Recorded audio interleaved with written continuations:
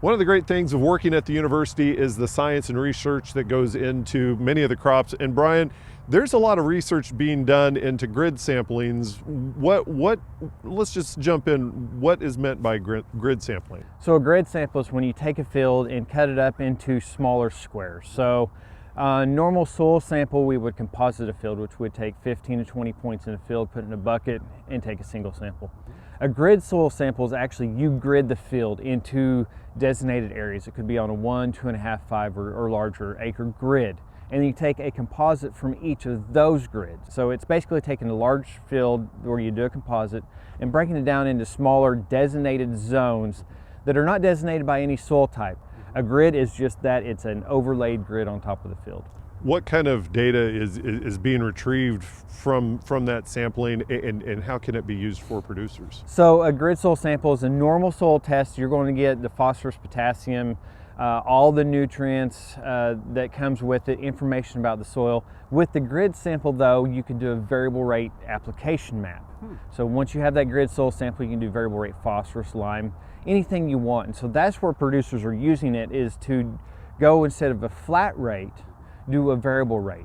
You've been doing this for a few years now. What kind of results have you been able to find across Oklahoma? So what I've been able to do for about the last 4 or 5 years is request data from farmers and producers across Oklahoma and Kansas.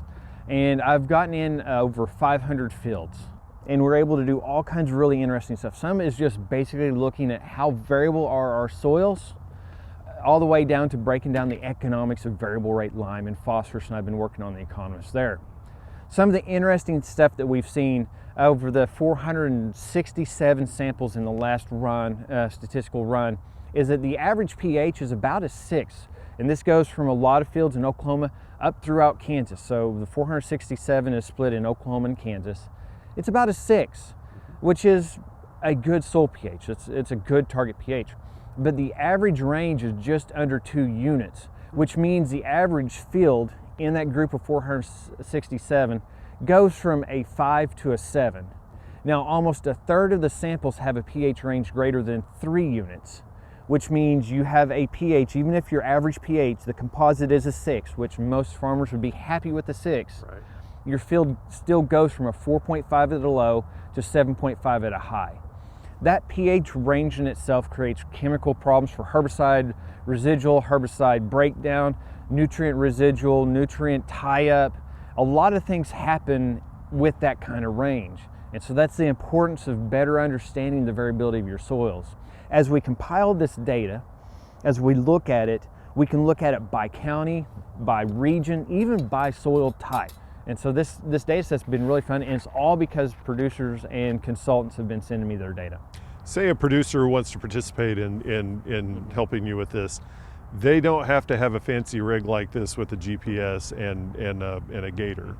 No, so if a producer just wants to grid sample their fields themselves, there's apps out there, there's ways they can do it. Or if they just want to collect the samples, send it into soil testing lab, SWAFL, and get the results, they can sure enough do that. And I would love to have the data. If they've had somebody sample their fields, contact your service provider, or if you have that PDF saved, just send it to me at my email address and I'll include it into the data set.